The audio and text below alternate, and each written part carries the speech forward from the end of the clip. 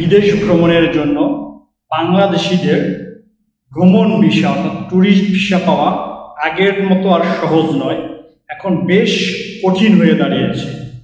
কোন কোন দেশের ভিসা বন্ধ হয়ে গেছে, কোন কোন দেশের ভিসা পাওয়া কঠিন হয়ে গিয়েছে, এই বিষয়ে বিস্তারিত থাকছে আজকের ভিডিওতে। তো বিস্তারিত ভিডিওটি অবশ্যই মনোযোগ সহকারে সম্পূর্ণ ভিডিওটি দেখুন। তো আসুন ভিডিওটি শুরু করছি।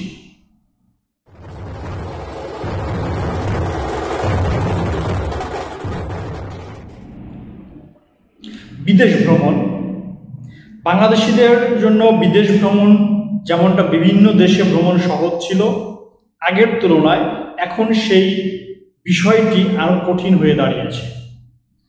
বাংলাদেশি পর্যটকদের জন্য একের পর এক জনপ্রিয় গন্তব্য সেই দেশগুলো সীমিত আকারে বন্ধ করে দিয়েছে বা পুরোপুরি অনেক দেশ এই ভ্রমণ ভিসা অর্থাৎ পর্যটক ভিসা সেটা বন্ধ করে দিয়েছে।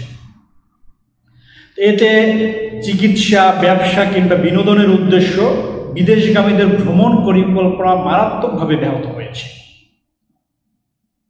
ভারতের ট্যুরিস্ট ভিসা গত জুলাই মাস থেকে বন্ধ, ফলে চিকিৎসার জন্য যাওয়া প্রতিবেশী দেশটিতে যারা ভরসা করতেন বা ভ্রমণের জন্য যারা এই দেশটিতে যাওয়ার পরিকল্পনা করেছেন বা ভ্রমণ করতে যেতেন, তাদের জন্য বিকল্প একটা গন্তব্য হয়ে উঠেছিল থাইল্যান্ড।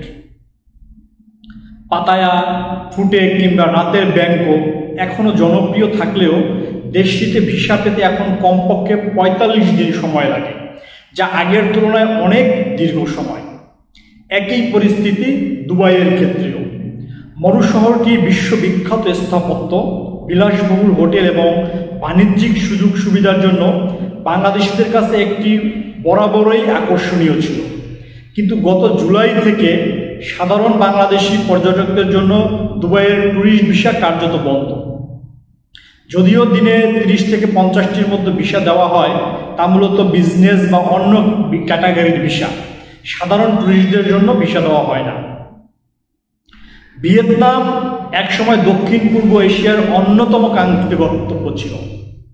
অনেকেই ভিয়েতনাম ঘোরার পাশের দেশ লাওস বা কম্বোডিয়ায়ও বেরিয়ে এসেছে, কিন্তু ২০২৫ সালের জানুয়ারি থেকে ভিয়েতনামে বাংলাদেশিদের জন্য ভিসা দেওয়া সম্পূর্ণভাবে বন্ধ করে দিয়েছে।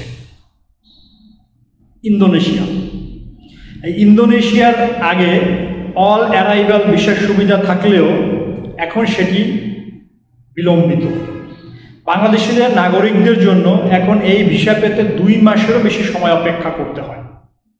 একই অবস্থা ফিলিপাইনে। আগে যেভাবে ১০ দিনের মধ্যে ভিসা মিলত, এখন তা পেতে ১.৫ মাস সময় লাগে। এই ভিসা সংকটের পিছনে অন্যতম প্রধান কারণ হিসেবে উঠে এসেছে ট্যুরিস্ট ভিসার অপব্যবহার। অনেকেই বৈধ ট্যুরিস্ট ভিসায় গিয়ে সেখানে অনাবাসী শ্রমিক বা অবৈধ অভিবাসী হয়ে থেকে যান, যা সংশ্লিষ্ট দেশগুলোর নিরাপত্তা এবং অভিবাসন ব্যবস্থাকে বিঘ্নিত করেছে। ফলে এখন বছরে ১-২ বারের ছুটি বা হানিমুনের মতো ভ্রমণ পরিকল্পনা করার আগে ভেবে দেখতে হচ্ছে কোন দেশে যাওয়া যায় আর কোন দেশে যাওয়া অনিশ্চিত।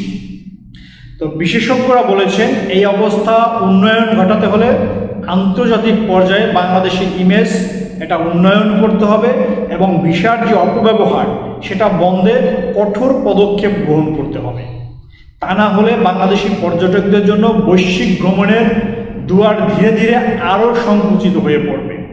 অর্থাৎ বিভিন্ন দেশ যেমন বাংলাদেশিদের জন্য বা বাংলাদেশি ট্যুরিস্টদের জন্য ভিসা বন্ধ করে দিচ্ছে, দীর্ঘ সময় নিয়ে ভিসা দিচ্ছে বা ভিসার পরিমাণ কমিয়ে দিচ্ছে, এই ভাবধারাটা আরও হয়তো বেশি কঠিন হতে পারে এবং একটা সময় হয়তো বাংলাদেশি পর্যটকদের জন্য ধীরে ধীরে সকল দেশের এই ট্যুরিস্ট ভিসাগুলো বন্ধ হয়ে যেতে পারে।